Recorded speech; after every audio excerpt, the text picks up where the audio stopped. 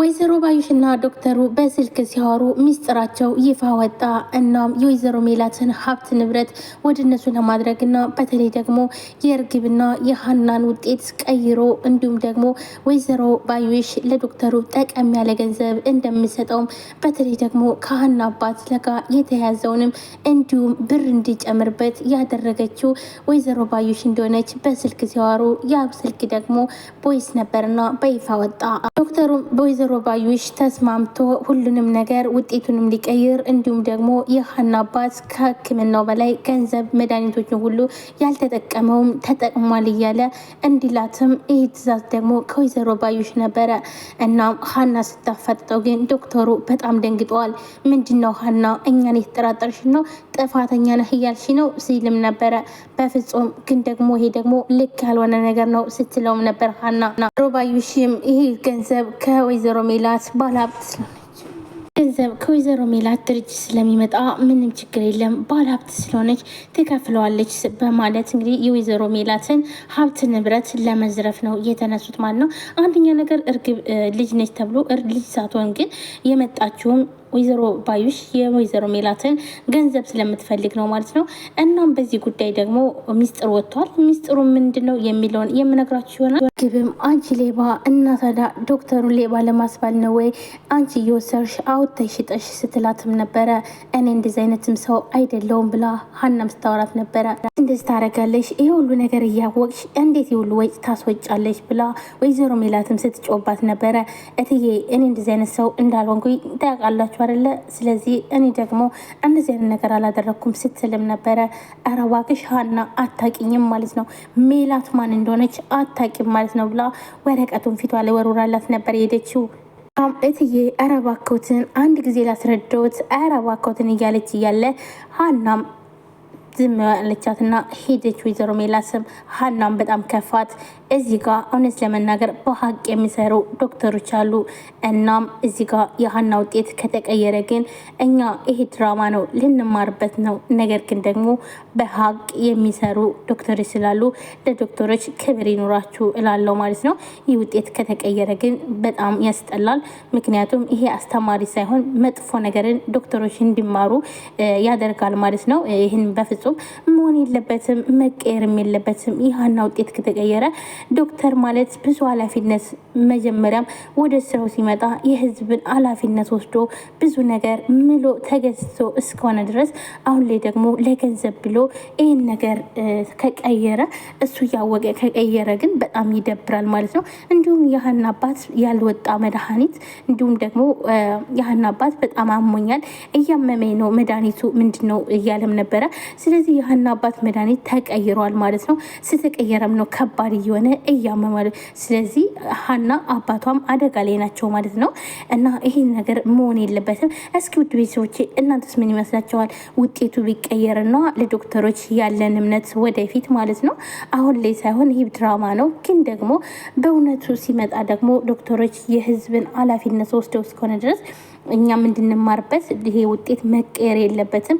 ከተቀየረ ደግሞ የዶክተሮችን እምነት ሰዎች በቃ እንዳይታመኑ ነገር ያደርጋል ማለት ነው።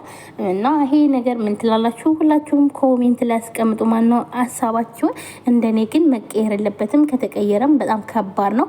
እንዲሁም ወይዘሮ ባዩሽ በተለይ ደግሞ ወይዘሮ ሜላት ማዳመጠን የሚባል ብታዳምጥ በጣም ደስ ይለኛል። ምክንያቱም በጣም እሷ ብቻ ነች የምትጮኸው እንጂ ሰው ሚላትን ጭራሽ ልትሰማ አልቻለችም።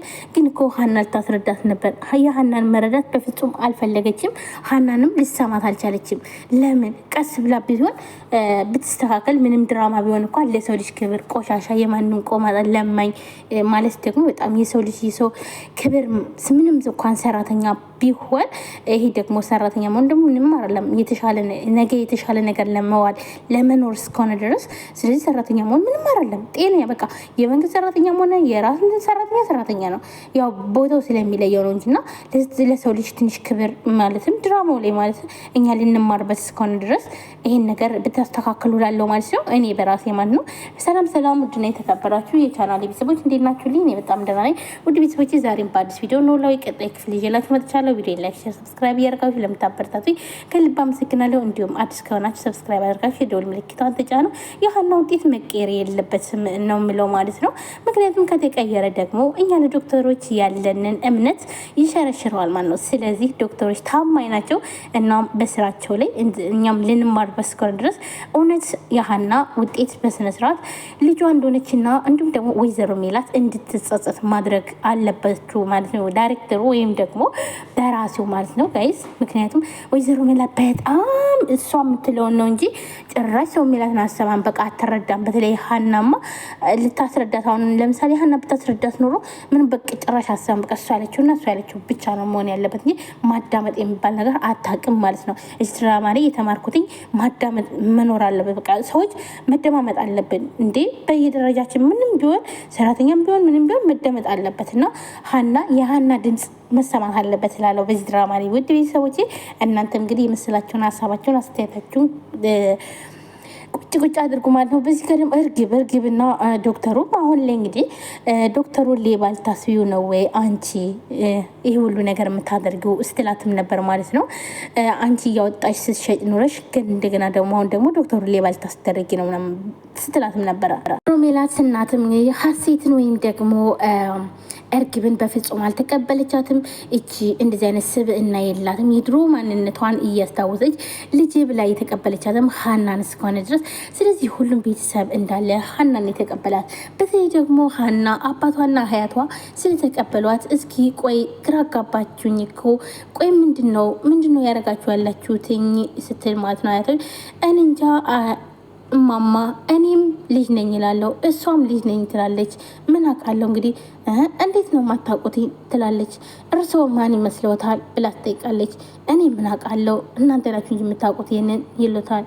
እናም እንደዛ ሲባሉ ከዛም በኋላ ሀና ለማንኛውም በቃ ምርመራው ያቃል ስትልም ነበረ። ሲቀጥል ወይዘሮ ሜላት እና እንዲሁም ደግሞ አቶ መስፍን መታረቅ አለባችሁ አንድ ላይ መሆን አለባችሁ ብላ እናቷ ስትናገራትኝ የእናቷን ምንም ነገር ልሰማ አልቻለችም ማለት ነው። ወይዘሮ ሜላት በፍጹም ይሄ ነገር አይሆንም እማዬ በዚህ በኩል እንዳትገቢ አያገባሽም ስትላትም ነበር ማለት ነው።